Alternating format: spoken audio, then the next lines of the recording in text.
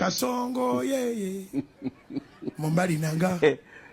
Kasongo mbona wewe mwanangu side naona umetoka kunyosha tuna mtumba umetoka gestibu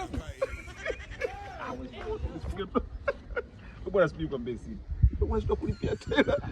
kwa mtoto mdogo utafungwa side kuna manyampala halo unajua tunatoka kufanya nini na iangalie umemlaza chini mwalimu wake uzuri usise sema atoka kumfundisha umemfundisha somo gani somo la kikubwa sidi miaka 30 katoto kadogo kakusoma wewe kuja kwa mbezini tabia zako hizo baya acha bwana mtoto watu na sabuni unatamia umemkopa mtoto